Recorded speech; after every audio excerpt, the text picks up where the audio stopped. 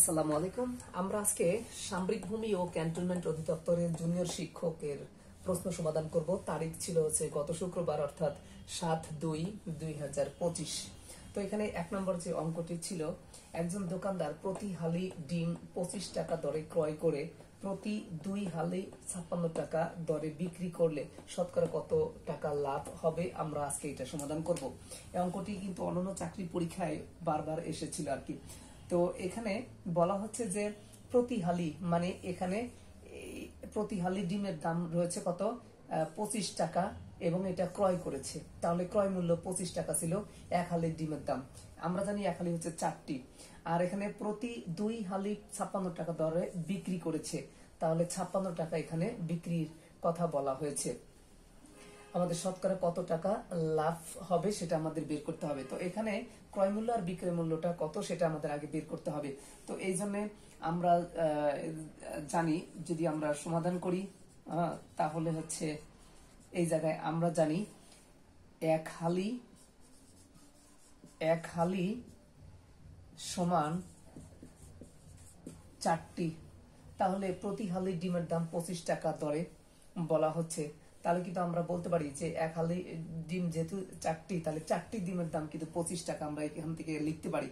তাহলে 1 হালি ডিম যেহেতু 4টি, ও এখানে আর একটা কথা বলা আছে যে 2 হালি, তাহলে কত হবে? তাহলে আমরা এখানে কিন্তু বের করতে পারি যে 2 হালি।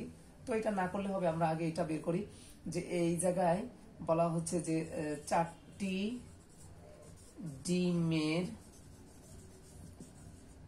ক্রয় মূল্য 25 টাকা। সুতরাং একটি ডিমের ক্রয় মূল্য তাহলে কত হবে? 25/4 টাকা। আমরা কিন্তু একটি ডিমের ক্রয় মূল্য সেটা পেয়েছি। এখন আমাদের প্রতি 2 হালি 56 টাকার কথা বলা হচ্ছে। তো এখানে দেখা যাচ্ছে যে প্রতি 2 হালি মানে কয়টি? আমরা এই আগের মতো 1 হালি যদি 4টি হয় তাহলে 2 হালি কিন্তু 4 গুণন, যে এখানে আমরা বলতে পারি যে 2 হালি সমান 2 গুণন 4 সমান কিন্তু 8টি আমরা বলতে পারি। তাহলে এখানে 8টি ডিমের দাম 56 টাকা দরে এটা বিক্রি করেছে। তাহলে আমরা এটা বলতে পারি যে 8টি ডিমের বিক্রয় মূল্য কত? 56 টাকা। সুতরাং একটি ডিমের বিক্রয় মূল্য 56/8। তাহলে এটা কিন্তু কাটাকাটি করতে পারি যে 8 একে 8, 27টা কত? 56 সমান 7 টাকা আমরা কিন্তু বের করতে পারি।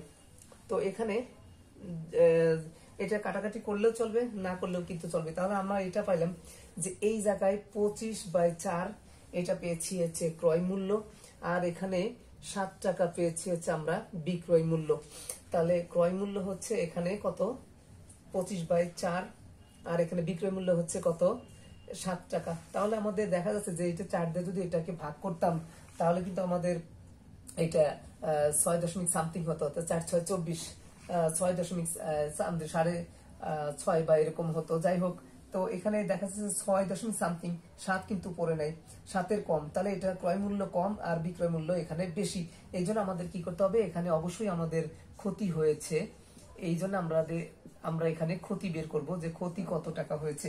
আমরা জানি ক্রয় মূল্য যেহেতু কম, বিক্রয় মূল্য বেশি, তাহলে বিক্রয় মূল্যের ভিতর থেকে মানে কম টাকায় কিনে বেশি টাকায় হচ্ছে বিক্রি করা হয়েছে, তাহলে লাভ হয়েছে। তাহলে আমরা এখানে লাভ কিন্তু বের করতে পারি যে লাভ সমান কত হবে? এখানে হচ্ছে 7 বিয়োগ কত? এখানে 25/4 আমরা এটা বের করতে পারি। 4 7 কত হবে? 28। লসাগু করে যেটা পাবো আমরা, এর নিচে 1 আর 4 এর লসাগু 4, তাহলে 1 দিয়ে ভাগ দিলে 4ই হয়, 4 এর সাথে 7 গুণ দিলে 4 7 28, বিয়োগ 4 দিয়ে ভাগ দিলে 1 হবে, 1 এর সাথে 25 গুণ দিলে 25 25। 28 থেকে 25 বাদ দিলে কিন্তু কত হবে? 3/4 হবে। তাহলে এখানে আমরা কিন্তু লাভ পেয়েছি। এখন এখানে ক্রয় মূল্যের উপরই হচ্ছে লাভ হয়েছে এত টাকা। তাহলে এখানে এখন লিখতে হবে যে 25/4 টাকায় লাভ হয় 3/4 টাকা, অতএব 1 টাকায় লাভ হয় 3/4। এটাতে এখানে ভাগ করতে হবে। ভাগ হলে কি করতে হয় আমরা জানি, ভাগ হলে গুণ করতে হয়, গুণ হলে এই পাশের ভগ্নাংশ উল্টে যায়। তাহলে আছে 25/4 হবে 4/25 এত টাকা। সুতরাং 100 টাকায় শতকরা যেহেতু বলেছে, একের পরে বড় সংখ্যা হলে পারে গুণ করতে হয় সাধারণত ঐকিক নিয়মের নিয়ম অনুসারে। তাহলে এখানে কি হবে, গুণ করতে হবে। এখন আমরা কাটাকাটি করতে পারি। 4 একে 4, 4 একে 4, 25 একে 25, 3 25 4 4 25 100, আর 3 4 কত হবে 12। এখানে কিন্তু আমাদের 12 টাকা আসবে আর কি। সুতরাং আমরা বলতে পারি উত্তর 12%। অ্যান্সার হবে 12%। এটা ছিল অ্যান্সার। পরের যে অঙ্কটি ছিল